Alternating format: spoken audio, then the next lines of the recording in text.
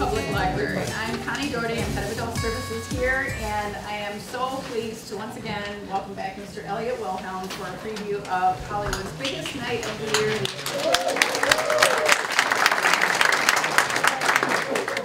Tonight, Elliot will discuss the standout films, filmmakers, and performers who are nominated for the major prizes to be awarded next Sunday, March 4th. As many of you know, Elliot is the founder and director of the Detroit Film Theater and curator of film at the DIA and a programmer for the Cinetopia International Film Festival. So we are very honored to have him here.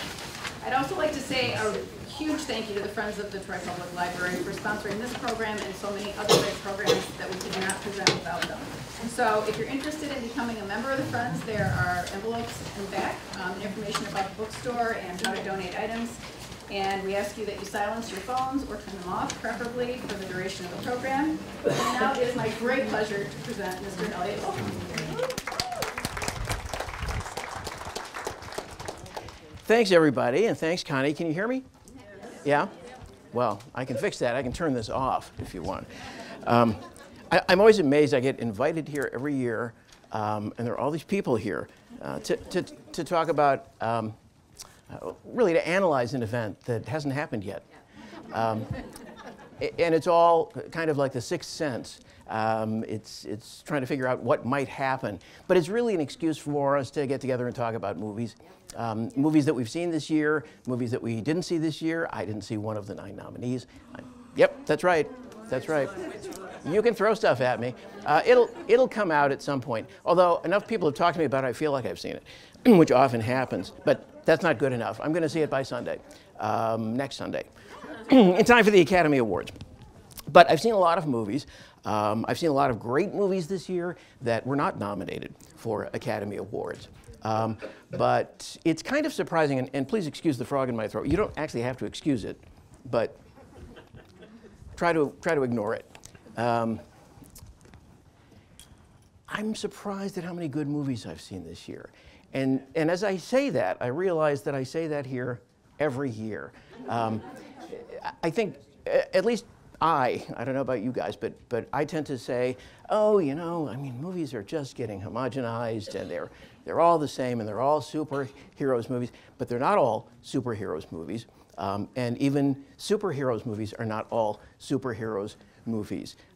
It's always surprising and always amazing when you see movies that really cheer you up if you feel that movies are not doing what they're supposed to do for your soul. I have recently seen a few movies, one in the last couple of weeks that is, in fact, one of the nominees that a lot of people I know don't like, a lot of people I know absolutely hate. And I was so blown away by it that I'm tempted to just name it Best Picture of the Year, but I'm not going to do that right now.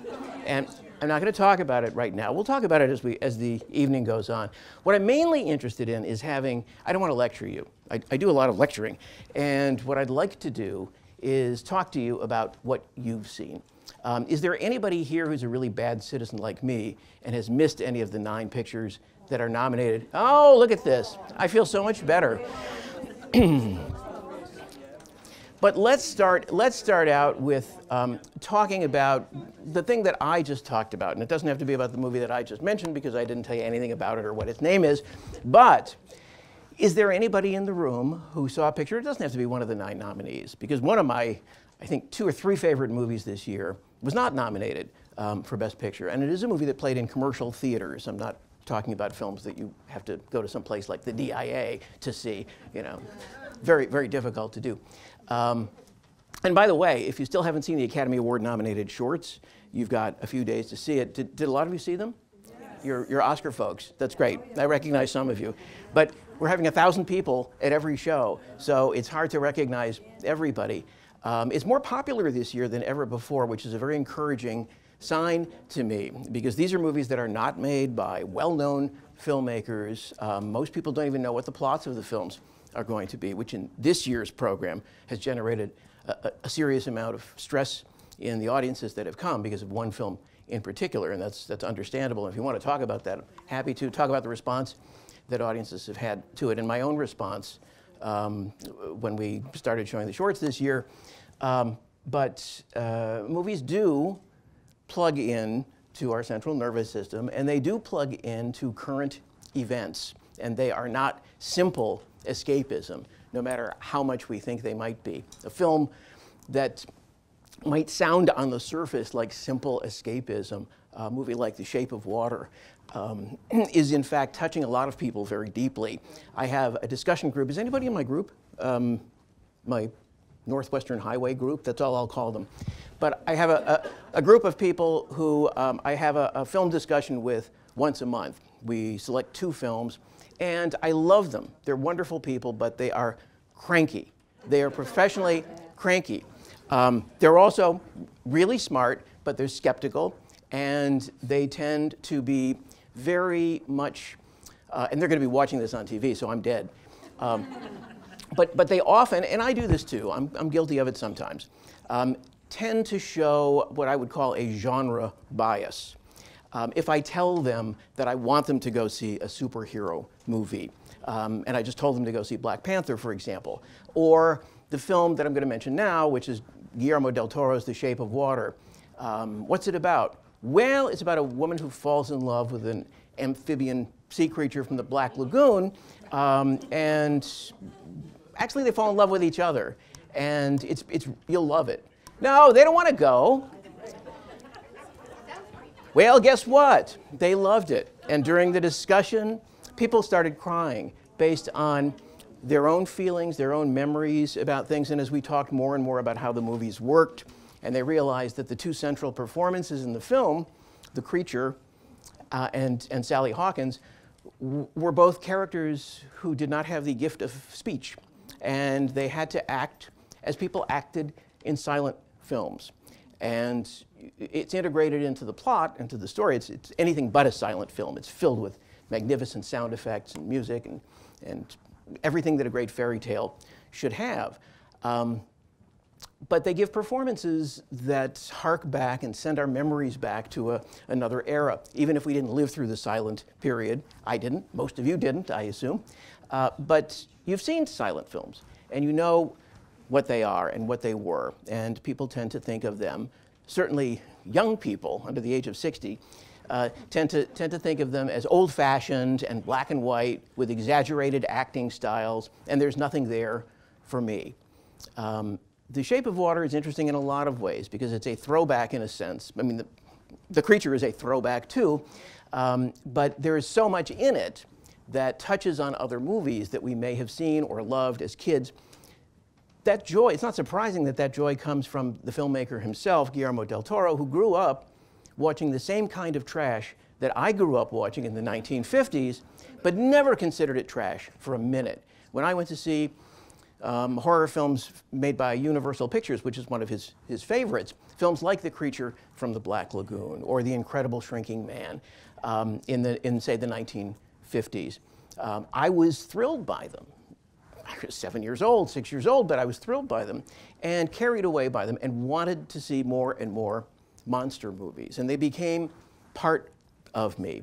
Later, when I grew up and I saw the French art house versions of what a fantastic film could be, for example, Jean Cocteau's film Beauty and the Beast. That Beauty and the Beast has been made many, many times, and Del Toro just made it again in The Shape of Water. But it's something that people find they're willing to give up their worries about. That couldn't really happen. Some of you who know me know that one of the things that always bothers me is people hiding behind the opening words that we see now on so many films. What are those words? Based on a true story. Thank you. Most things are, if they move us, based on a true story. Because if they weren't true in some way, we wouldn't be moved by them. But based on a true story means these events that you are now seeing recreated happened. What they don't tell you is that these events happened exactly this way, with this soundtrack and the music swelling and this kind of editing. No, they may be based on a story. Yes, they are. But based on, those are the 2 biggest words for disclaimer world that you will ever encounter, because you can go wherever you want with a film. Many people who saw the film Dunkirk this year were really thrilled by the way it looked and sounded. Just as many were completely confused and had no idea what was happening here, where it was, what its significance was, what it was all about. And I know that the director's intention, Christopher Nolan, was to give us an impression of what it was like to be in the middle of this situation. But I also know a number of people who didn't study up on the event first and sort of found out what it was later, and were so jarred by the noise and the sound and the speed and the cross-cutting between eras that they kind of gave up at a certain point and just said, well, I'll just watch the dogfights and I'll just watch what's going on because it's really great looking and it's really kind of cool, and didn't find themselves wrapped up in these individual stories of bravery and heroism that he portrayed on the screen. Some of us wondered what the picture would have been like if he had edited the film in a linear fashion.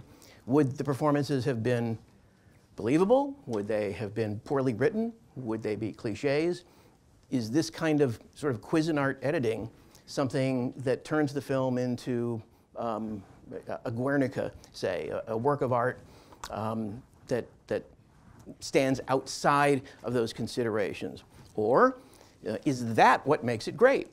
Because every element of the film has to be considered. Those are questions you guys answer for yourselves, and I would love to hear your opinions, because I consider Dunkirk an interesting case since it got almost unanimously rave reviews when the film first opened, both from critics and audiences, maybe a little bit less so than with audiences, but I'd love to know what you thought of it, and whether or not you knew going in what the story was, whether or not you knew coming out what the story was, and what your relationship with it was, and did you do more reading about it? Did you do more research on what actually happened? And did you find it engaging? Somebody's got her hand up. I was just going to say, I knew what had happened when I saw the film, and then I was reminded in the story that it was awfully white, and the British Army was not that white. It was awfully what? White. A third of the army was either Indian or African, at least. And there was only one blacker color in the entire. So that bothered me a lot. I think that's very understandable, and it's a very interesting observation. And nobody on the planet Earth is whiter than Kenneth Branagh, which also, but you know, he was an officer, but he was very stoic. Yes. I was just going to say, my husband's really into his history, so that was very helpful. Then it was so cool then to see The Darkest Hour, you know, and have that, you know, it all kind of went together. Oh, yeah, yeah. Which is a much more traditionally structured film, and probably for most of us, much more satisfying piece of filmmaking. For most of us, I'm saying. The things we know or believe about Winston Churchill, when the film first played at the Toronto International Film Festival, you know, you hear these things. A lot of the films I liked this year, a lot, premiered at Toronto, but they premiere so many films there that it's almost impossible for that not to happen. But one of the films that people were talking about there was The Darkest Hour. And it was one of those things where people do a word on the street thing right away. Well, Gary Oldman's great, but the picture's kind of ordinary. And you always have to see for yourself. You don't know. There was another movie there that I tried to get into. The press screening was full, but it sounded very interesting to me. And I waited, of course, until it opened in Detroit commercially. It was the only way I could see it. And the theater was, you know, pretty much empty. It was playing, I think I saw it at the Maple, and it had played in more theaters than that. But the word in Toronto was, it was interesting, and it was kind of a nice-looking film and a good experiment, but it wasn't really successful. And I went to see it. It was called The Florida Project. Did anybody see it? The Florida Project, I'll just jump out because I don't have that much time and I always run out of time really early. Since it's not one of the nominees, I can say this freely. The Florida Project is one of the great movies I've seen in recent years. I thought it was absolutely a knockout, just about on every level. And I know everybody has different opinions and all of that, but I can tell you that on just about every level, that movie I found to be really engaging, really surprising, really exciting.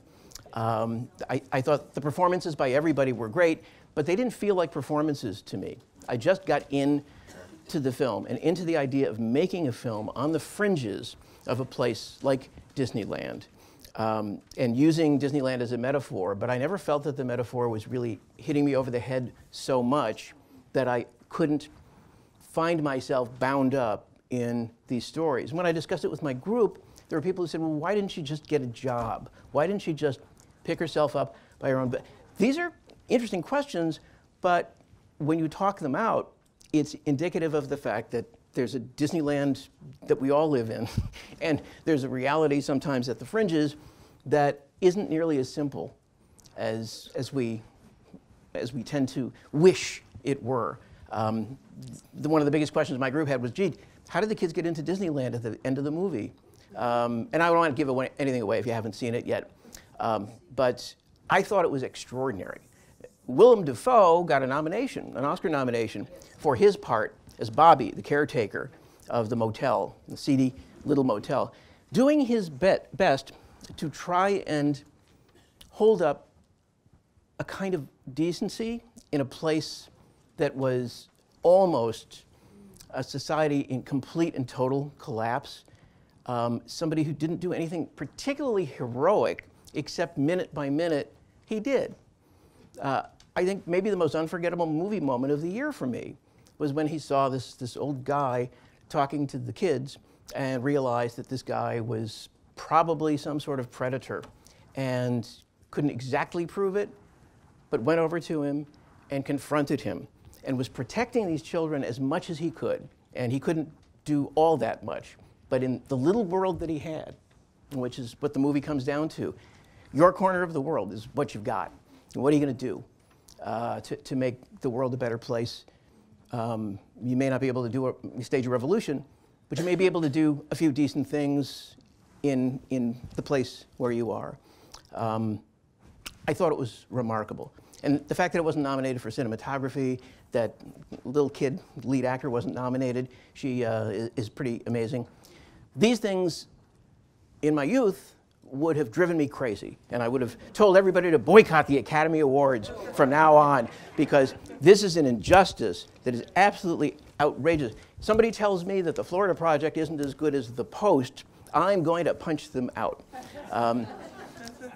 And before I turn it over to you, which I really want to do, The Post is a movie that really bugged me a lot. Why did it bug you? I see you nodding. Well, I didn't find it to be actually very intriguing. I thought it was pretty mundane. I mean, we knew, well, I knew the story, but also, I don't know. I felt like they were telling the wrong story. What story were they telling is my question. They were telling, I think, the story of how, what's his name? Hanks, his Ben Bradley. Ben Bradley wanted to make it a national newspaper.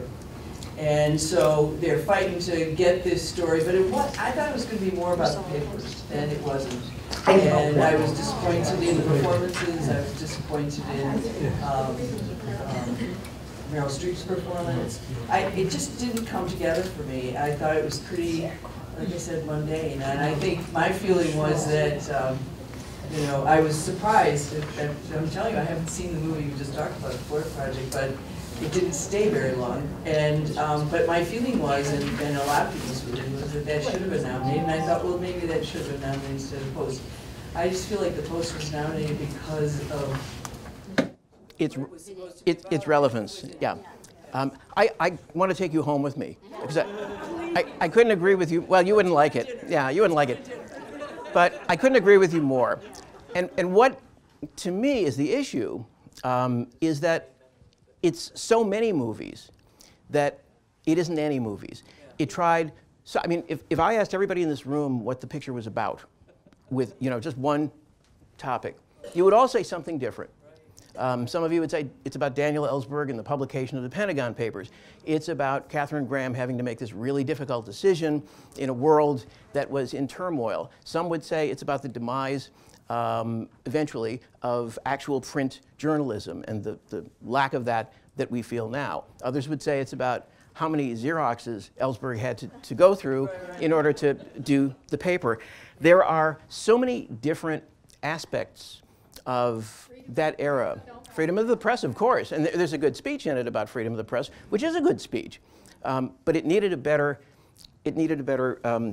symphony around it in order to make it pop. That's the other thing that made me angry about the movie, not just disappointed, but angry, is that you have one of the world's great directors, Steven Spielberg. You have all this acting talent, maybe too much acting talent, and you have this story that's absolutely important right now. Not to talk about Vietnam necessarily, but to talk about the last bastions of the public and their knowledge. And the whole issue of the Pentagon Papers being this long string of lies about what happened, even that wasn't delved into with the proper depth, because it wasn't all about lies that's in the Pentagon Papers.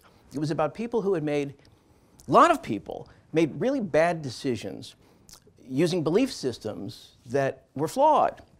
The domino theory in Vietnam. It was news to the Vietnamese. It was news to the North Vietnamese. But we, having had World War II and seeing Germany actually want to take over the world and marching from one country to the next, began to see everything in the same light. And once you go in that far, and once all those people are dead, and once all the American draftees are being lost in such record numbers, you can't say we just screwed up and went in under false pretenses. You have to do other things to try and justify that you're going to reach a peaceful settlement. I'm not here to lecture about Vietnam. It's just there's so much interesting stuff, and it all also comes down to what is the truth. Does a newspaper print a false story because they know it's false? Probably not, most reputable newspapers. But what are the consequences of mistakes? What do we do to correct those mistakes? And that story is sort of at the center of it. And I felt like the whole thing was just frittered away on a lot of little collateral and peripheral things that ended up with a groundswell of John Williams music telling us what a noble thing the Washington Post is. Well, yeah, it is, but they need to tell us a little bit more about what kind of struggle it takes for them to claim that mantle. It's a big one, but it's worth telling. And it felt like everybody was sleepwalking. Everybody. They rushed. It felt rushed to me. Not just quickly paced, but thrown together. Yeah. A big complaint among journalists too was it was called the Post. And where's the New York Times? I mean, that's the story wasn't even. It could have a much more interesting story contrasting these two papers, the more patrician Washington Post and the more urban New York Times. And Well, they threw in, to be fair, they threw in the New York Times being jealous and wondering where this story came from and why they're getting it second. But that's a whole other story. The Washington Post at that point was considered a kind of a local newspaper, and they were in bed with a lot of politicians. betting on papers, even worse than Post did. I mean, there was a whole story there, a whole conflict between the two papers. Right. And that's part of the thing, and then they further stacked that by casting Tom Hanks as Brent Bradley, who's a great actor, but, not as great as Is he? Yeah. No. I sometimes question that. I question everything. But in this film, I felt that he was there for marquee value, and I felt Meryl Streep was doing what she does. To put it simply, and we'll move on to other films, I didn't buy it. I didn't buy any of it, and it was based on a true story. But the only reason I mention it and spend time on it is that I get angry when there's an important and great opportunity that is somehow missed and that the public needed to see.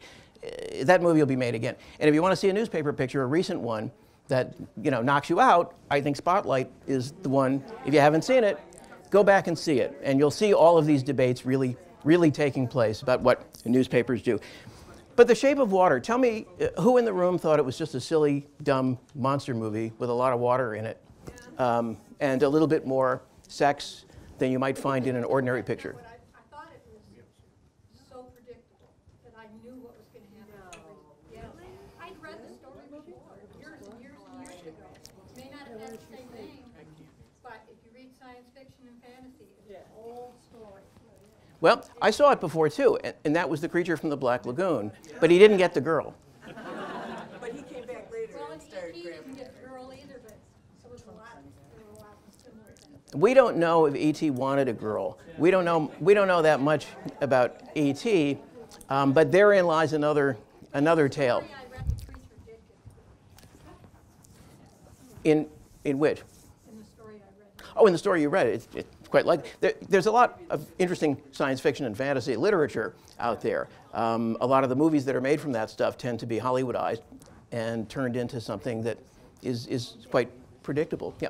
But, getting back to what you said, if you don't like fantasy and science fiction, why would I want to see it? Well, because it's great, and because it will prove to you something else. Generally, it does, and this happened with my group. They didn't want to go. They went kicking and screaming. But they came out, both of the film and our discussion about the film, saying, we wouldn't have gone just based on, it looked stupid. We wouldn't have gone. I hear that also about people with, say, Westerns, not that there are that many anymore, or movies in which people just sit around and talk. There is no genre, which is why I call it genre bias. There's no genre of film that isn't capable of plugging in to the human spirit and telling a moving story. Movies, what also blows my mind is when somebody sees something like The Shape of Water and says to me, it wasn't realistic. Really? I don't know where you live, but I see this all the time. I see amphibious creatures from Brazil. No, what's realistic about any movie, I mean, since the very beginning of the motion picture and its first appearance in front of audiences, we have been seeing fantasies. We have been seeing things that are not realistic. People go to the movies not to see themselves literally on screen. Well, I guess some people do, but you generally go to the movies to see a story about other people, and then you begin to realize you have something in common with them. But they're not always people. They can be all kinds of creations because the movies can give us anything we want.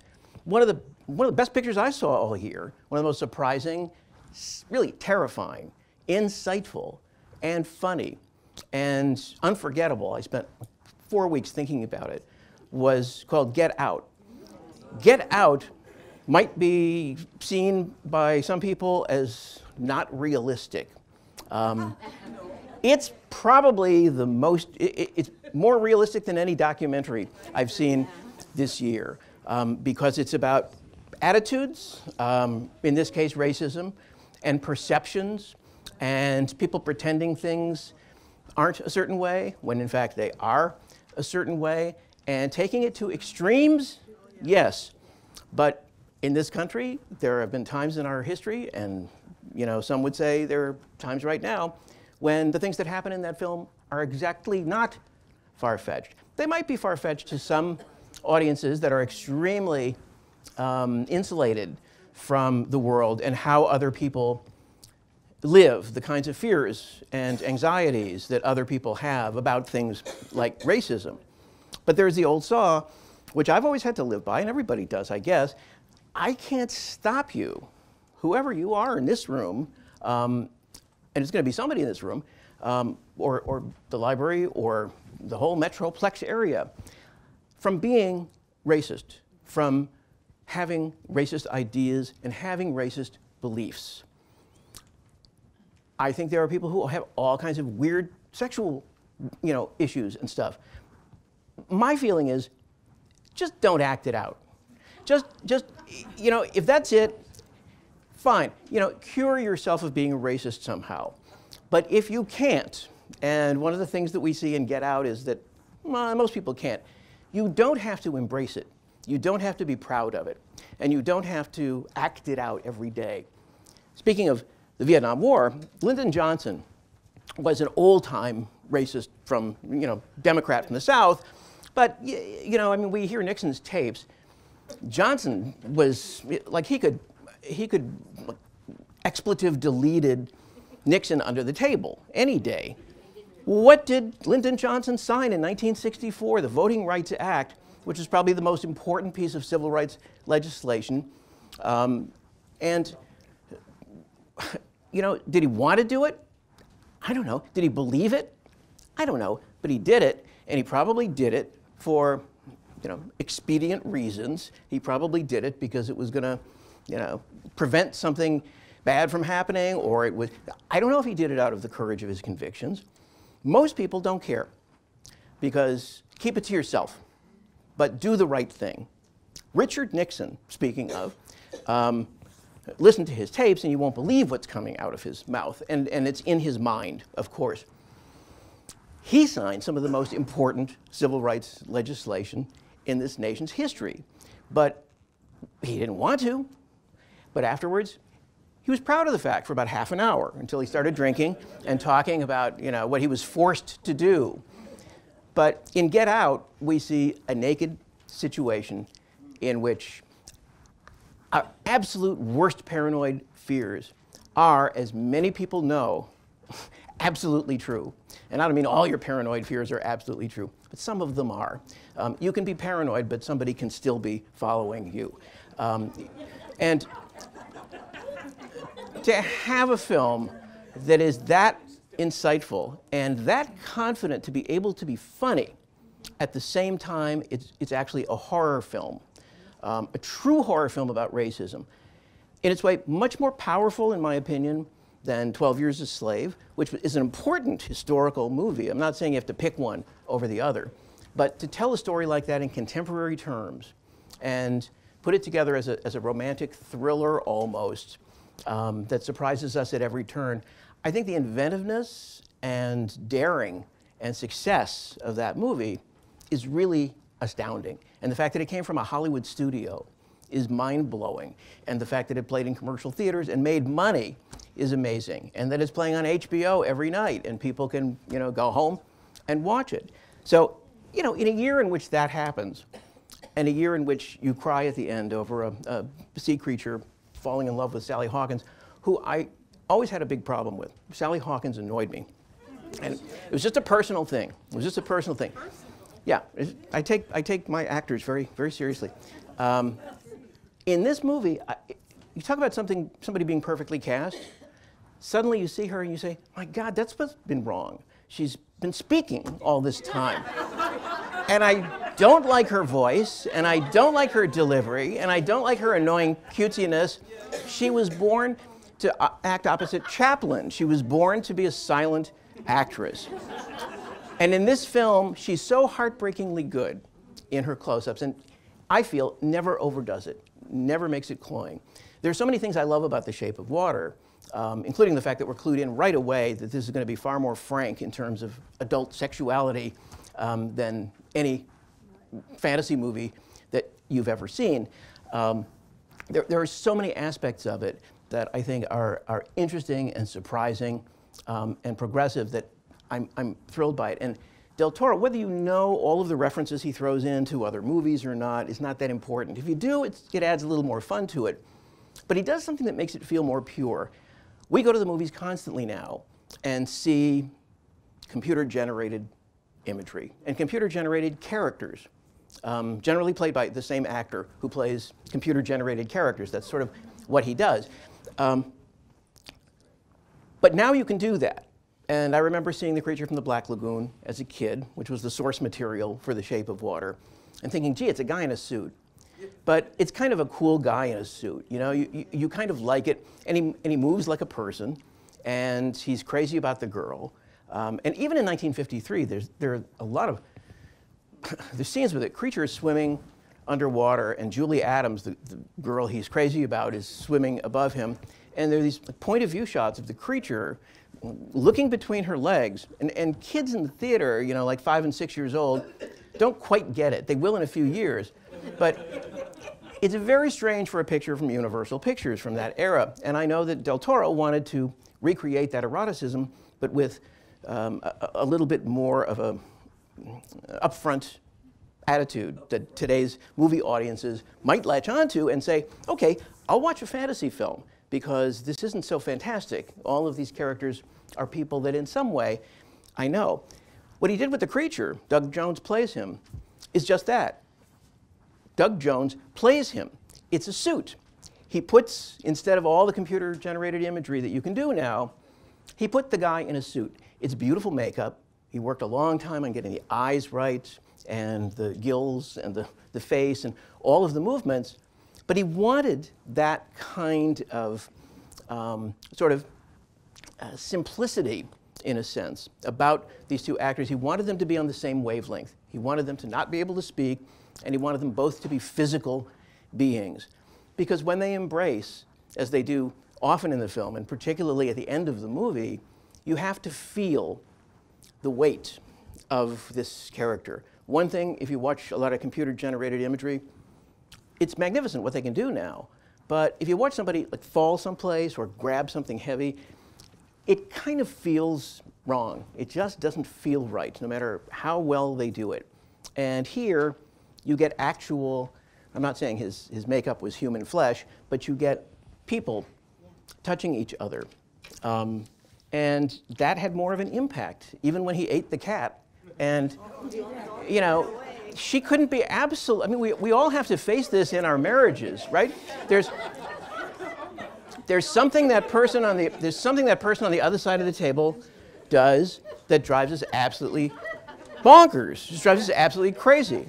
Well, in this case, they have to take it to an extreme, because it's not like he's going to tell her his opinions on any current issues or world affairs, or that he doesn't like using a knife and fork, or I mean, their arguments can't be about that.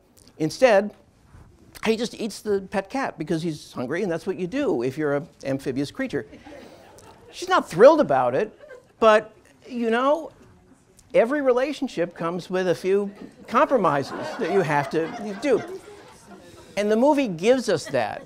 It shows us that it's really creepy, but then it shows coming to terms with, what's this worth to me? What's this marriage, which it sort of informally was early on, what's it going to be worth to me if I have to give up some of my, not necessarily my morality, but my beliefs about what we should and shouldn't do? What's my real goal here? It's kind of like couples therapy to watch this film, because if you're with somebody who afterwards you can talk about these things, it's extraordinary. And it kind of leads me, and I don't want to, like I say, I don't want to go on by myself here, I apologize, but it does kind of lead me in terms of a train of thought to table manners and to what irritates people, perhaps on the other side of the table. And that brings me to a movie called Phantom Thread. Directed by Paul Thomas Anderson, the last movie that Daniel Day-Lewis is going to act in. I don't remember him saying that, but I tend to believe him, at least for the foreseeable future. But in a sense, that adds a little something extra to this film, because he and his director, he made another film with this director, which I happen to agree this time with both critics from the New York Times. They were asked recently to name the 25 best movies of the 21st century so far. And the first film, #1 film that they both named, was another film directed by Paul Thomas Anderson and starring Daniel Day-Lewis called There Will Be Blood, which is one of the most difficult and brilliant and shocking. It's a fabulous movie about a guy with almost no redeeming qualities whatsoever by the name of Daniel Plainview, and his relationships with himself and with a child that he comes to take in. He's an oil magnate who you keep waiting to be redeemed, and he isn't. It's based on a true story. It's actually based on an Upton Sinclair novel called Oil, which is in and of itself pretty remarkable. But who saw Phantom Thread? And who thinks I'm totally full of it because you thought there was never anything as slow or tedious? It's the slowest movie ever. It's the slowest movie ever. Listen, to me, any movie that I am not relating to, that I am completely outside of, it could be a fast-moving science fiction movie. It could be a movie about car racing. It could be a movie where all kinds of stuff is happening. it will seem to me to be interminable. The longest running movie in history, if you're not plugged in. It's fair enough. I love him, so. I've had more instances than you can shake a stick at. One in particular, there's a movie by one of my favorite directors, the French director Francois Truffaut, a film that he made in 1975 called The Story of Adele H., which was based on a true story. It was actually the story of Victor Hugo's daughter, Adele, who lost her mind, sort of, well, really. She became obsessed with a guy, and she was so in love with him that she threw away everything she had to follow him, and he was a really mediocre catch. I mean, he was less than mediocre. And at the end of the film, she ends up, and this really happened to Adele Hugo, she ends up in rags, talking to herself, walking down the street in Barbados, actually, at the end, after she's left her father and she's got nothing. She's completely alone, looking for this guy. She sees the guy, and she doesn't recognize him, because what she's in love with is the idea of being in love. She's in love with her own erotic obsession, and she doesn't care that it's an actual person anymore. She just can't do anything else. And she wrote in this journal every day, like hundreds of pages. She lived to be an old person. And she wrote it in mirror writing. She wrote backwards. But it's this like energy, this torrent of energy. It's a love story about one person, as Truffaut described it, and Isabella Gianni, who played her. I saw it, and I thought, this is really Baroque, and it's not working. I didn't say let me out of here, because it was really great to look at. But I thought about it, and I thought about the themes and how daring the thing was. So about a month later, I went back to see it in a commercial theater, and I realized that it was more than a masterpiece. It was one of the greatest films I had ever seen, and I still feel that way about it. But sometimes, it's kind of like falling in love, too. You see somebody, and they're very annoying, and they're not that good looking, and maybe you don't like the way she chews her gum, or the fact that she chews gum at all, whatever it is. But you keep thinking, and you go back and say, there's something, I just can't quite put my finger on it. And that's why analysis of a movie instantly after you've seen it is horrible to me. You need to be alone with your thoughts. You need to let it gestate. When I saw Phantom Thread, I had such a powerful response to it that I was really glad I wasn't with anybody. And I spent like 3 days adding up all of the reasons that I loved it. Some of which were logical, some of which were rational, some of which were emotional, but many of which made absolute sense in terms of the kinds of things in movies that I love. And I'm not going to go into it in detail with you now, because it's another hour and a half on that one film that I would go through.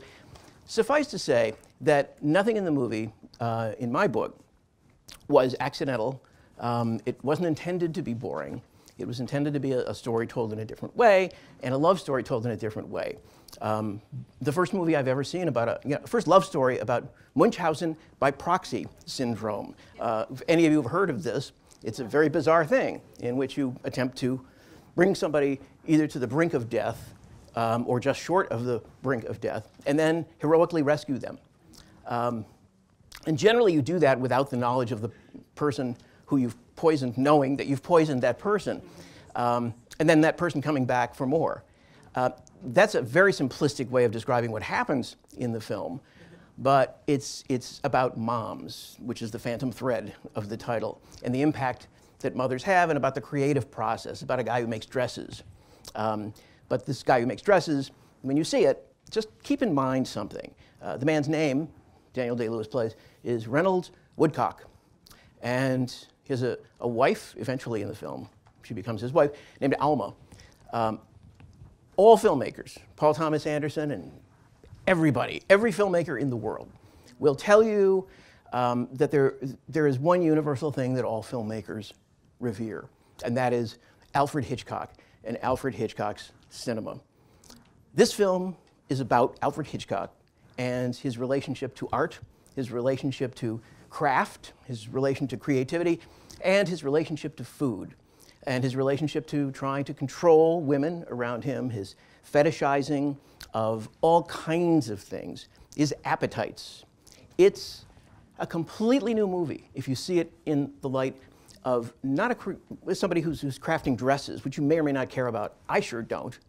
But to watch his own self-absorption, his narcissism, his fury at being questioned. There are a lot of guys, and and probably a few women, but mainly abusive men who are among us and who are acting annoyed and angry if they're questioned, if something is given to them that's incorrect. This man in the film is a bit of an extreme case, no question about it. But so are many of the people in Hitchcock's films. And when you watch it, just remember one moment in Hitchcock's film Vertigo, in which Jimmy Stewart is obsessed with a woman he thinks is dead. And he meets a woman played by Kim Novak who looks exactly like this woman who is supposedly dead. And what he tries to do is turn her into the other woman, not really realizing that she is the same woman. And he buys all the identical clothes for her. And he dresses her up, and he has her hair dyed, and he does makeup, and he does everything exactly the same way, kind of like a super My Fair Lady, super Pygmalion. He turns her into this thing. And she finally looks at him and says, I don't like putting all these clothes on. This is the dead woman you love, right? She wore all of these things. And then she says, because she's human and she loves him, if I wear the darn clothes, will you love me? And he says, yes, which is as shocking a moment and as funny a moment as you'll ever encounter in movies. Because what he's doing is like admitting in group therapy, yeah, it's the clothes. It's, I'm a fetishist. I want you exactly this way.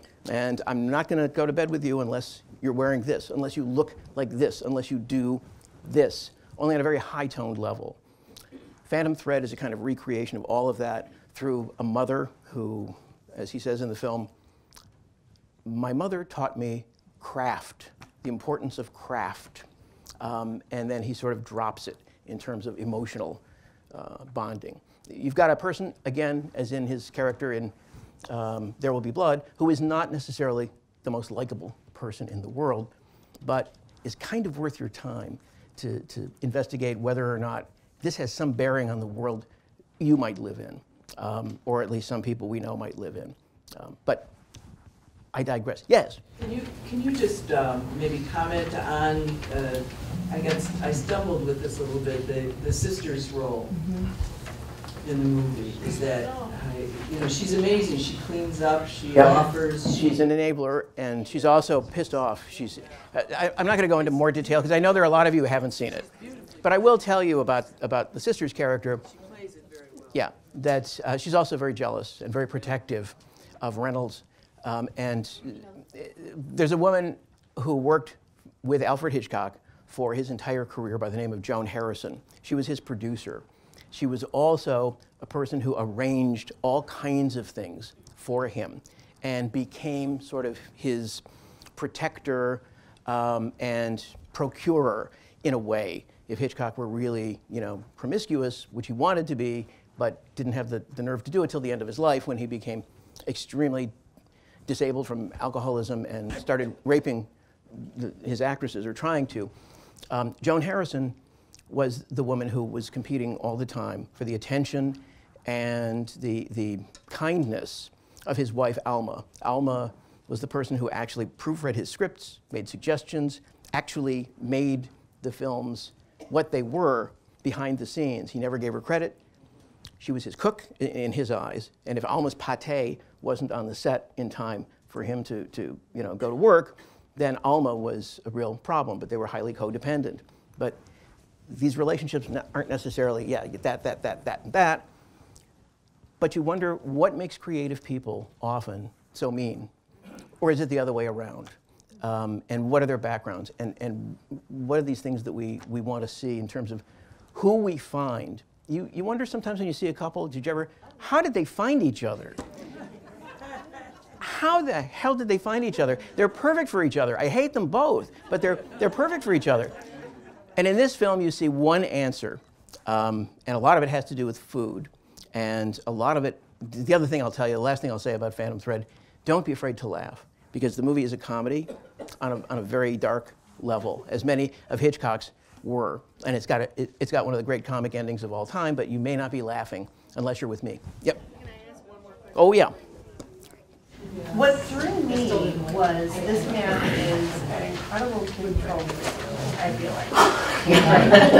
how does he Allowed. allow himself, in the end, to be completely controlled? Like how, that, I couldn't get over it. Well, She's running his life. I don't want to go into all of it in detail, but let's just say that there's a logical line of transfer from the dead mother, we actually see in one scene, like in Rebecca, which was a Hitchcock film, to this woman.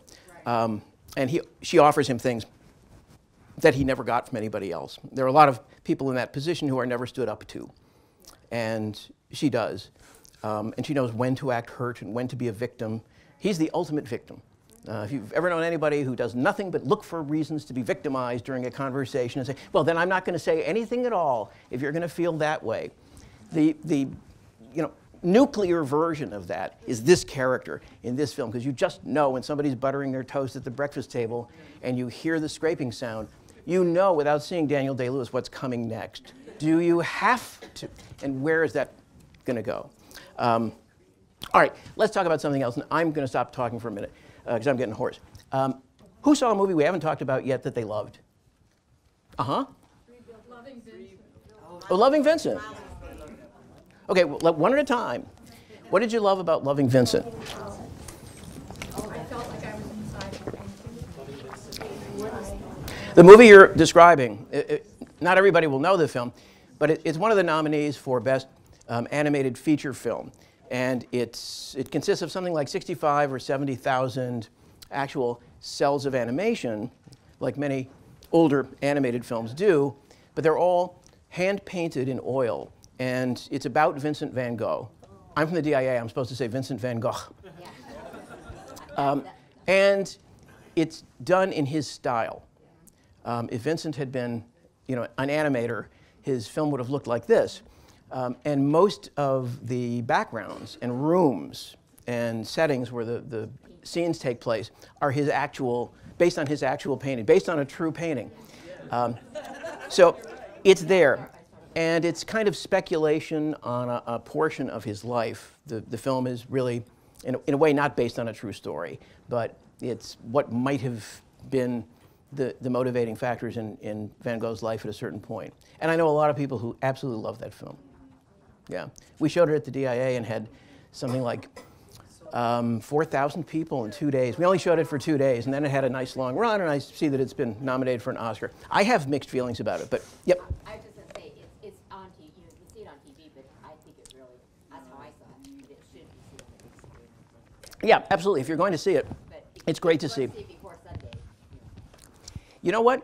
The same movies, whether they win or lose, are going to be every bit as good. The classic case was last year watching the Best Picture Award, which, many of us did. I tend to fall asleep immediately as soon as they announce the Best Picture winner. So after La La Land won the Best Picture Award last year, I figured, okay, I'll roll over and, that'll be that. But for some reason, I kept watching. And when they announced that Moonlight was the actual winner, I was far less concerned with the bumbling of Price Waterhouse and Warren Beatty and all the charade that happened. But I think what it did was to diffuse and kind of ruin the amazing idea that the Academy of Motion Picture Arts and Sciences, in large, with all the major studio affiliations and all the big pictures that were out last year, like La La Land, which was the ultimate Hollywood tribute in a way. And Moonlight was sort of an anti-Hollywood tribute, except it really wasn't. It was a romance and a coming-of-age story that was extremely moving and extremely beautiful. But here's the thing that I got very excited about, was as I thought about it later on in the night, about it winning the award, I realized something that I used to be totally cynical about. And now I'm only partially cynical about. And that's, why did this win? Why did this win? The people who voted with their hearts. They voted for the film they thought was the best picture they had seen. And it made me excited for the people who work in the craft, for people who work in the industry, that there were only a few people who were involved in that room, very few, and very few of the Academy voters, in the making of Moonlight. But they saw it, and they were grabbed by it, and they were thrilled by it, and they got excited, I think, and it's speculation, but it's based on a true story, they got excited and proud of their industry. They got excited and proud of their craft. And they said to themselves, movies can do other things than some of than La La Land, which is not, you know, fine for what it is, perfectly well made, but not that many of us were thrilled to our core by watching it in the same way. So I thought it was a seminal moment in modern cinema that this thing would win this award from, you know, this big industry group. Not just that it beat out the big one. It's the film itself and what that said that I thought was really quite remarkable. Anybody else have similar feelings, or want to just go on and talk about more movie? Yeah. When I saw Moonlight, I said to myself, if this doesn't win the Academy Award, I'm done with the Oscars. Yeah, I felt the same way, but I also felt, and I have to tell you, I felt that way about Gran Torino, and it wasn't even nominated. yeah, I felt this movie doesn't have a chance. This movie doesn't have a chance of even being nominated for the Academy Award. And when it was nominated, I was thrilled that it actually made it that far, because a lot of the people I knew who like movies, I said, have you seen Moonlight? You know, I saw it in Toronto, and I'm too afraid to go see it again because I might find out that it's not as great as I thought it was, and I don't want to take that chance. Eventually I did, and it is as great as I thought it was. It's better. But so many people hadn't even heard of it. What's that? What's that? And I thought also, you know what? Oscars or no Oscars, this film is going to live for a long time. That's how I feel about Phantom Thread, too, is that people later are going to discover this. Nobody remembers what won or what didn't. I think last year's an exception because of the bungle that took place. But for the most part, the films that we think are great, really great, didn't win the Oscar for Best Picture. But it's fun. You know, I wouldn't miss the Oscars for anything. It's fun to watch them, and it's fun to see people gathering, talking about movies like this. Not to take anything away from Moonlight, but do you think it had an advantage because a lot of people who voted for it probably saw it on a much smaller screen than what it was intended for? Whereas La La Land or Revenant the year before that, which lost out to Spotlight, movies like Moonlight and Spotlight carry better on a smaller format without having to see them with the sound. And you're talking about the voters looking at those screeners? Yeah, I don't know about that because the first time I saw Moonlight was actually back-to-back with La La Land. And they were both at screenings for critics and press and industry at the Toronto Film Festival. And for some reason, it was because of demand, I think. There's a lot of interest in Moonlight. They held the screening in their IMAX theater. So the image was gigantic. It made sense for La La Land. But for Moonlight, which I saw first, I thought, what's this? It's going to be like 4 people in this movie.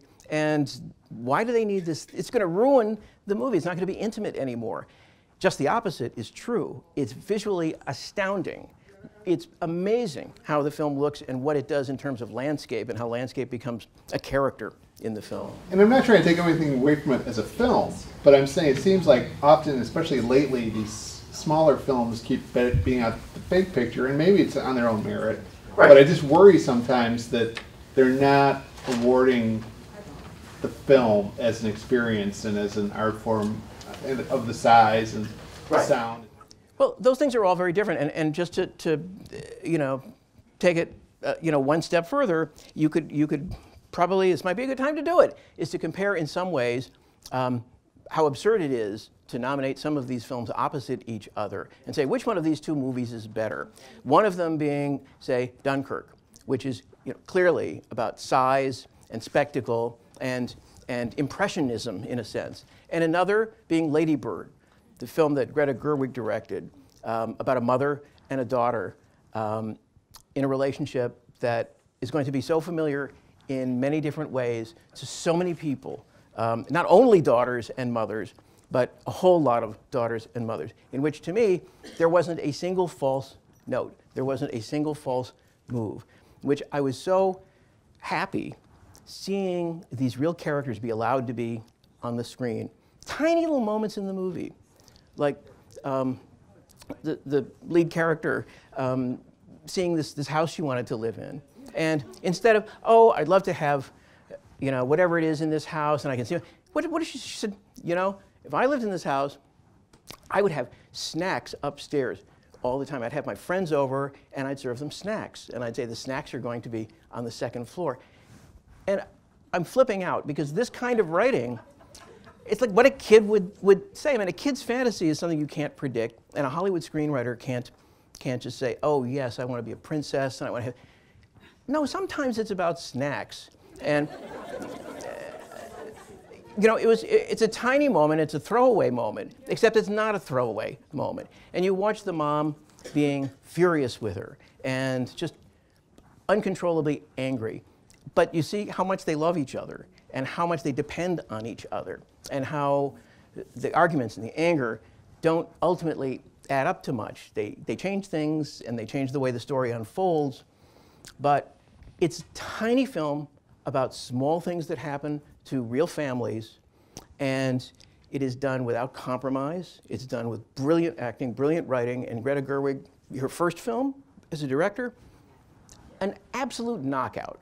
I would say without any question, if you really wanted to tie me down and make me forget some of the things I said about a couple of the other films, that it was the best picture I saw this year. It's brilliant. And also, I think will stand the test of time. So how do you compare a movie that's got, you know, a mother and a daughter arguing about being in a dressing room and not wanting to come out wearing this, and then, oh, you always act that way. Oh, you always say, I always do this. And it escalates into something you know you've heard, but makes total sense in the story that you're seeing. And you care about these people. You want them, you want so desperately for one of them to not die, one of them to not get movie stuff, you know. It happens in real life. Yes, people get cancer and people drive off the road and people have, but she never allowed that to be what her movie was about. She had an imperfect father, but not a terrible father, a guy who meant well, but who was kind of ineffectual, but sweet. This is what Leave It to Beaver should have been, but never really had the ability to step up to. So any year that has that movie, I'm okay. Yep. Well, that being said, this movie wasn't nominated. How did you feel about I, Tonya? I absolutely loved I, Tonya. I loved I, Tonya. And you know, it was based on a true story. We're talking about I, Tonya, the movie about Tonya Harding. Hold on. What? I love it when everybody's talking. It's great. I was just saying, it's a movie that I didn't want to see because of the Right. Subject matter. Right. But then, just in the thing of going to all these movies, I was so surprised, you know, and it was funny. And I didn't live in Detroit when that was happening, but it was just. I did, yeah. And I wanted to go to have some of my prejudices reinforced. Like, you know, I always loved Tonya Harding because she was tough, and nobody likes to see Nancy Kerrigan sitting there saying, "Why me? Why me?" And you want to say, you know, Tonya, come on home. I'm gonna make you a, you know, big burger or something.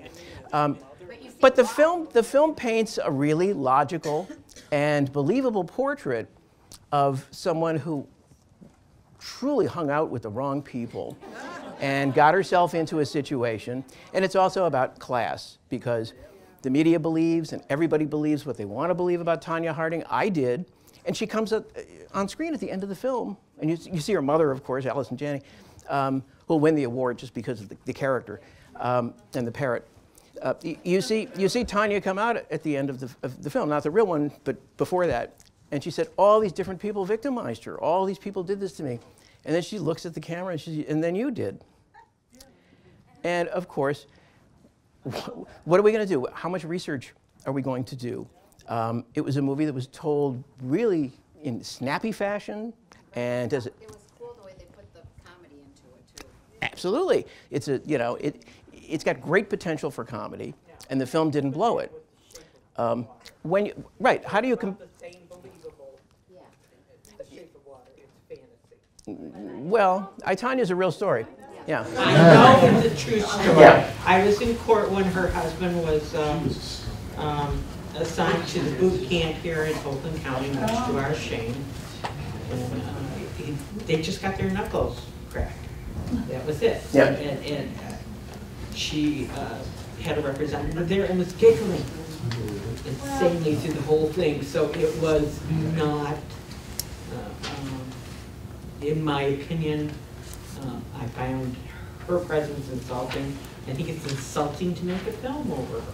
It's like, what's next? The stained dress in the closet. About on the same level as at least The Shape of Water, you know, is Fantasy. total fantasy thing. I completely, share your anger at that. If you knew certain things and you were in the middle of certain things, but one of the things that I felt about I, Tonya, and in a way that's always going to be its baggage and its problem, is that if I, Tonya, were absolutely falsified, if it were absolutely not true, I would love the movie anyway, because I would decide, as I sort of did toward the end of this film, that I, as a moviegoer, watching this story unfold, didn't care about whether or not anybody could ever know the absolute truth. And in terms of people, laughing and not acting the way they should, I would refer you also to a Meryl Streep picture from years ago. Here's Meryl again, called, oh my God, what's the name of the film? But it's The Dingo Ate My Baby, is what everybody calls the movie. And it's about a woman in Australia who everybody assumed was guilty of murdering her child. And the reason was she didn't act right. She acted weird. She laughed at inappropriate times in her arrest and on camera. And I'm not saying this is necessarily the case, but we assume certain things based on norms, based on perp walks, based on people's, not being as swanky or educated. Why did so-and-so say such and such? Well, I don't know. Maybe they were nervous. Maybe they were guilty. I don't know. But there are lots of reasons. This story had a specific tale to tell and a specific point of view, and it may have been that way.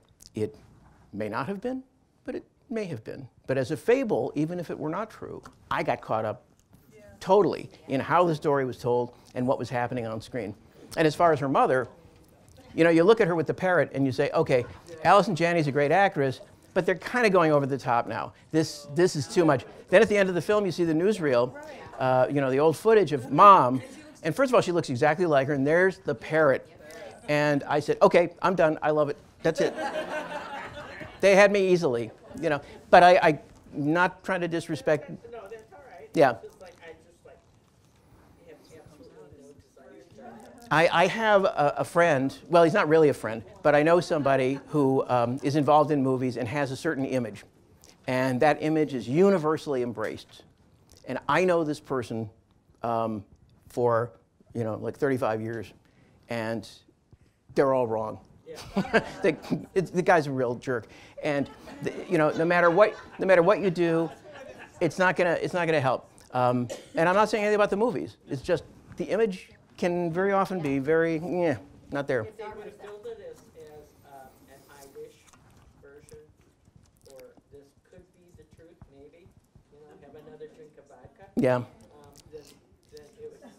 And yet, I think, not wanting to bring it up again, but, there's no guarantee that everything in the post was spoken or said by anybody either. So, your point's well taken. What about 3 billboards? How about it?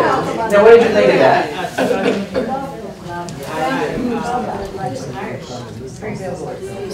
For the subject matter, I found it very gripping and amusing, and I had forgotten what a good actor Woody Harrelson. He can be terrific, Woody Harrelson. Yeah. Anybody else have opinions on? Yes. Oh, not on me. You were going to tell us a movie you saw a few days ago. I can't even remember. That was too long ago. I'm sorry. But anybody want to, because we're on the subject of 3 Billboards, which is a very, very strong contender for the Oscar. Somebody new? Anybody? Nobody? You're all just, that's why you go to the movies. You're just voyeurs. You're just watching me make an idiot out of myself. And I could use some company here. So you said there are 3 movies that you love that are not on the nominated list? What are Oh, only one.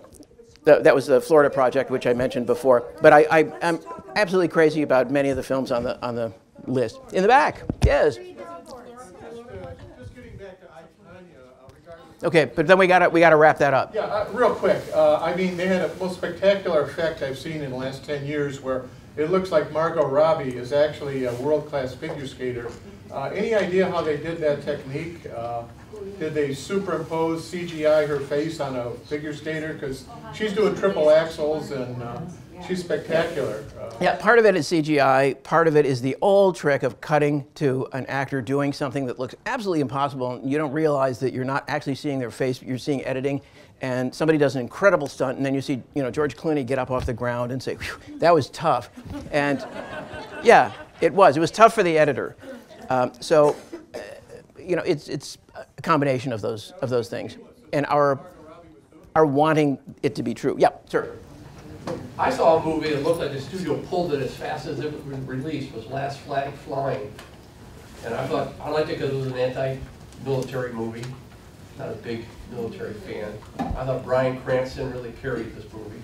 Oh, yeah, yeah. And Lawrence Fishburne was good. And, Yeah, I didn't get to see it yet. I don't care for Steve Carell, but the other actors I thought were great. And there's no DVD release on it. There was seemingly no theater. Well, that seems a little weird. I bet there will be. Yes, ma'am. Who wants to talk about 3 billboards outside of Ebbing, Missouri? Well, let's do it. Yeah, let's do it. I'm waiting for you. Okay. I really liked the idea, in my estimation, that these two people that were so angry, so full of rage, seemingly by the end of the movie, helped each other be more human again and not want to kill. Yeah, I like the message of the film, too. What do you think they did at the end? Well, I love the ending. What do you I think love they did? We didn't fill in. Don't know. We didn't fill in. Fill it in. I like that movie a lot. Oh, I'm going to conduct, I'm sorry. Come on, Ken. Just quickly, I was thrilled to see Sam Rockwell in this movie because I'm a big fan of his and I've been a fan since The Green Mile. So to see him being recognized and playing such a complex character, sure he has many, many flaws, but to see him show him as such a not one-sided and complicated and like we all are. And so I was thrilled to see him get nominated and recognized. If you're a Sam Rockwell fan, you've probably seen a movie called, oh my God, I forgot the name of it. I'm losing it. But he plays Chuck Barris, the game show host, the guy in the Gong Show. What's it? Confessions. Thank you very much, sir. Confessions of a Dangerous Mind, which is actually directed by the aforementioned George Clooney. And it's not a bad picture, and Sam Rockwell is really, really terrific as this strange character, Chuck Barris, who had many lives, and some of them may be totally fictional, even though based on a true story. Yep.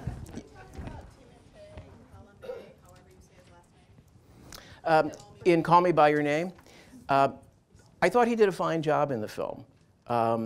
I found the movie itself to be kind of a block of ice. I didn't love the film. I wasn't moved by the film, and that's just me. I felt that it was very kind of by the numbers. There was something about it that I didn't like the people, most of them, in the picture. And if you're with a group of people in a movie who you sort of don't like, it can go 2 ways. You can get very intrigued by them, as in Phantom Thread, say, but they're not totally unlikable. They've got multi-dimensions. I found there were certain things about the picture that really were kind of getting to me, and I wasn't sure about all of it, and I don't think it's because of, you know, the gay theme or anything of the kind, but there was, you know, I also got mad because there was all this Italian countryside and the sunshine and this gorgeous place, but no food. There was not enough food stuff. A movie like that, you've got to have some. But at the end of the movie, some of my anxiety about the picture and discomfort with the movie, I have to tell you, at the end of the movie, when Dad sat down and gave his little talk to the kid, I got really creeped out because I know it was intended to be this, you know, wonderful, you know, father-son moment, but the kid is 17, and I was uncomfortable about a lot of it. And Dad's sort of saying, I had a moment once, and you don't know whether he's saying when he almost came out, when he found another woman. Does Mom know? And the question is, you know, does Mom know which? Does Mom know that I spent the night with this guy, or does mom know that you have, you know, leanings?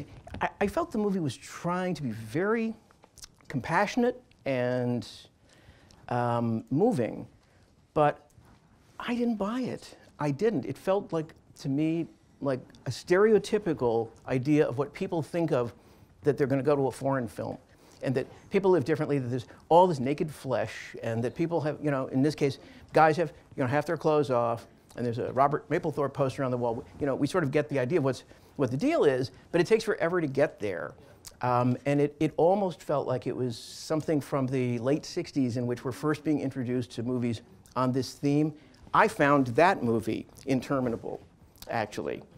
I found it interminable. And to me, it's a kind of, and I hate to dump on it, because I didn't hate it. I just, it's kind of an Emperor's New Clothes movie, romance for me. I didn't, you know, one thing I've learned to do, and it doesn't mean I'm right or wrong, one thing I've learned to do in watching movies over the years is to actually describe what I felt when watching a movie, not what I should feel, or how a movie checks off a lot of boxes and does a lot of things right.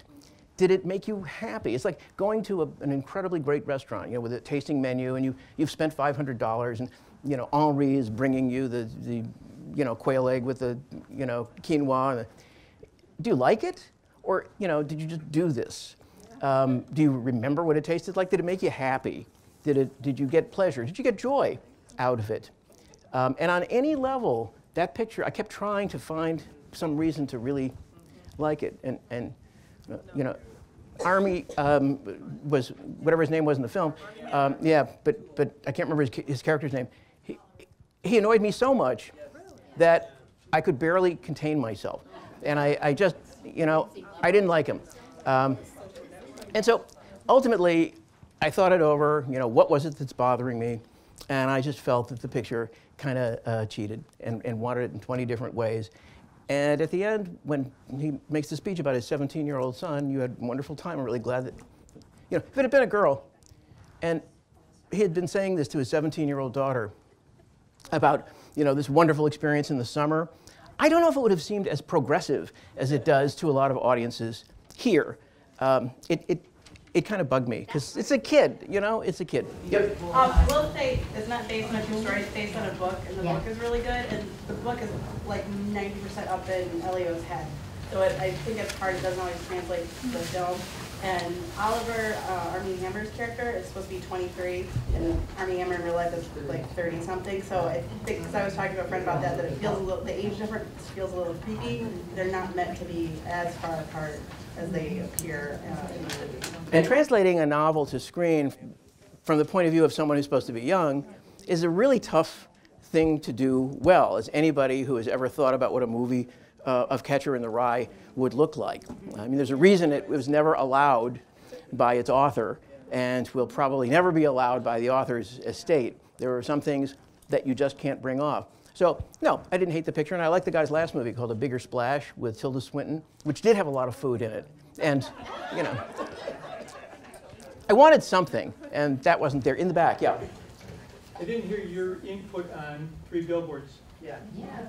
I'm kind of afraid to say what I think, because everybody loves the film. But to me, it was also a picture that was not just saved by, but that wouldn't have worked at all without. And it's probably not fair to say that, because this was there. And that's Frances McDormand. Because without Frances McDormand, there wouldn't, to me, it would have been all coincidence, sequences, things that happened, actions that happened. Nobody, even Frances McDormand, couldn't really get away with the firebombing scene. But she came close. And as much admiration as I have for Sam Rockwell, I felt that his sort of cartoonish portrayal in the film was at odds with a lot of the sort of real emotional stuff that was going on in the rest of the film. I felt it was too schematic.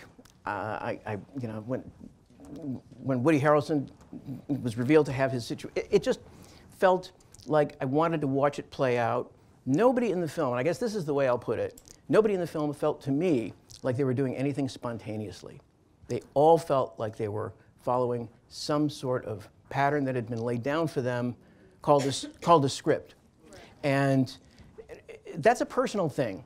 It just felt orchestrated to me to the point where I wanted somebody to do something surprising. I mean, not just big time surprising like the firebombing, but tiny surprising. Like I'm going to take snacks upstairs, you know, for my friends. Something that humanizes people, a piece of dialogue of some kind on a smaller level. But I thought the movie was kind of nasty and in your face, and I don't know what I took away from it that made me feel anything in particular thrilled in any way. And it doesn't mean every movie has to uplift you. I just didn't buy it. Oh gosh,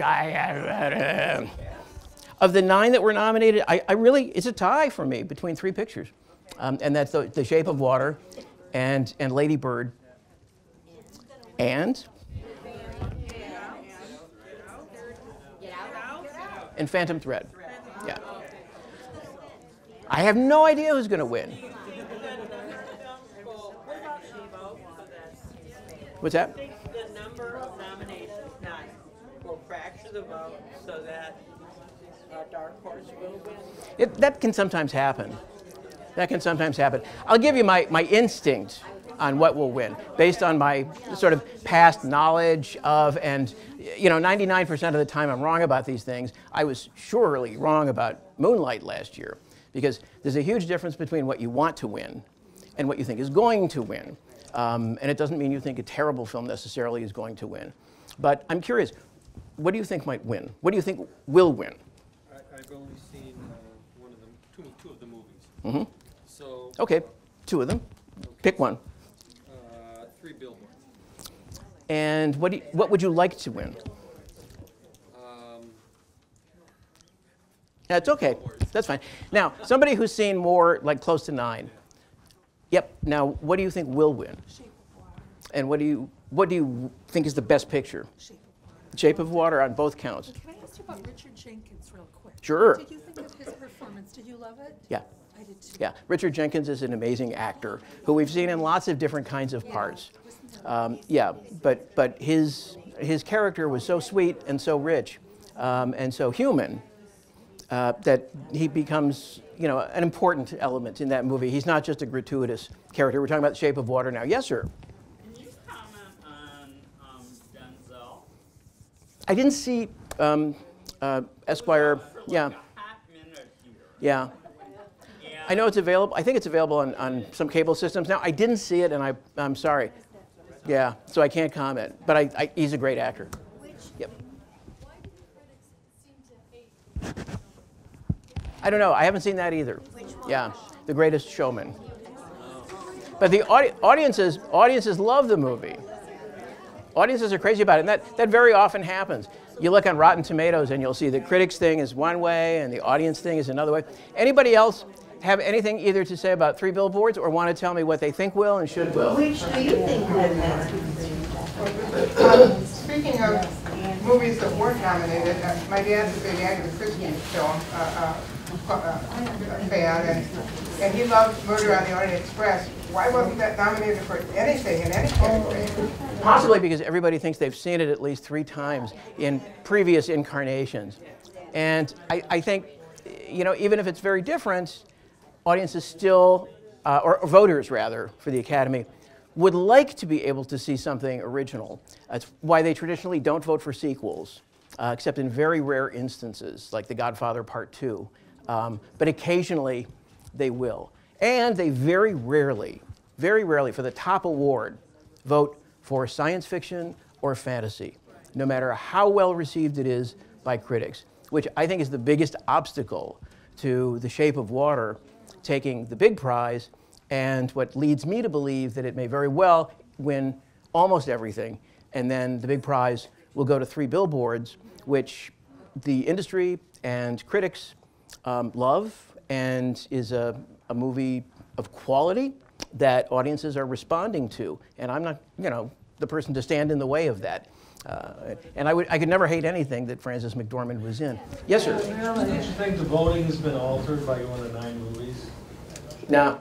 They've had movies, you know, more movies, less movies before. The thing that always weirds me out is that when they do go to a larger number, And then there are other movies like The Florida Project, which they could easily add one slot. You know, they can go up to 10. Put it in. What's the problem? You know, come and talk to me. I'd like to discuss it with you. Yes. On the billboards, I guess I was amazed that, I know like dysfunctional families, but this was an entire town of dysfunction. And I wonder how many throughout America there are. There are a lot of dysfunctional people. But the film itself, I felt, was kind of cheating in that way, in that it was kind of like Dog Patch in some stretch. It felt very, I guess the other word is contrived to me. Now, I know there was no nominations. How did you feel about Molly's Game? You know what? I'm very sorry to say I haven't seen it yet. And it happens to me, and I'm not going to pretend I did. Yeah. Yes. Say something about The Big Sick. What did you think about that? Well, that was last year. Oh, is it here? Oh, I'm sorry. I liked The Big Sick. I liked it. I thought it was not extraordinary or anything, but it was a nice romance, and it was a nice picture. Yeah, it was a feel-good movie. And I know we have to go. Connie's opened the door. That's my cue. But what I think will win? Or your favorite? Well, I know you had the first one at the DIA. Yeah, there are a couple of these pictures that I really like very much. The Russian film Loveless is absolutely brilliant. And I don't think it's opened here yet. Maybe it has and came and went. But is it really? Because it should be seen on a huge screen. It's a great film. I also am very fond of A Fantastic Woman, which is about a transgender character who gets into a situation that you normally wouldn't expect a transgender character to necessarily be essential to the plot. But that's one of the things that's great about it. And it's an amazing performance in the lead and very intriguing movie. The Insult, which is playing now, I think is terrific. It's a really good film. I haven't seen On Body and Soul, but I have seen The Square, which we showed at the DIA. And I have mixed feelings about The Square, but generally, when you work in a museum and you see a movie about a museum that is sort of falling apart and kind of has an insane idea at its center that it wants to do in order to make itself more popular, you can't help but root for it. And it's actually, I think, very, very good. Made by a director who, a few years ago, Dutch director, made a picture called Force Majeure, which some of you might have seen, which is a really very, very interesting movie. But anything else that I can tell you before they shove us out? What do I know? What do you guys think? Let's do it by acclamation. Best actress. Just, raise your hands or shout. Meryl Streep. No. Wait a minute. This is for who you think will get the award. Meryl Streep. No. Sally Hawkins. No. You didn't like her in The Shape of Water? No, that's Sally Hawkins. Yeah. Margot Robbie. No. Not yet. Frances McDormand.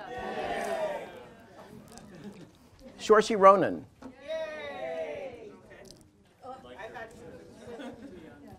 There are a lot of good performances there. The one I think is kind of disqualified is Meryl Streep, but that's just me. You know, she did okay. Why? Well, it's because of her first name and her last name, and in that order. But also because she's an extraordinary actress, and I think some people see her in that film and think, boy, it would have been really interesting to have a whole movie about Katharine Graham going through that decision, rather than pushing it off to the side, having it be in a couple of speeches that don't really ring true, and kind of vanishing. The one place in the post where I thought Spielberg was really excited was seen toward the end. It's a little Spielberg scene, but it's very Spielbergian. When they finally decide to print the thing, and they start the presses, the building starts shaking. And you see the water on the table, a la Jurassic Park, starting to, and you feel literally the power of the press. And this is something that, of course, now, computers don't make much noise except for the keys. This is an old-time love moment in which we're seeing something that might be, but rolling the presses and those big wheels of papers that are going into the trucks, that, if Spielberg had directed that kind of energy toward the rest of the characterizations and the rest of the film, I think it would have probably been terrific. It's not to say that he can't do films about people who talk to each other and big issues. I thought Lincoln, his film on Abraham Lincoln with Daniel Day-Lewis, was a great picture because it focused on one thing that Lincoln did during his presidency, and it stuck to it and didn't try to make this big sweeping thing in which a lot of major things were trivialized in order to get everything in. And he should have learned from watching that it's probably going to make for a better picture. Anybody else? I hope I didn't anger anybody. Everybody's got a chance. After Moonlight, everybody's got a chance. You don't know. People vote with their hearts. And I have a feeling a lot of people loved her performance. And her mom has a real shot at it, too. So a lot of moms vote. So thanks. I'll see everybody later.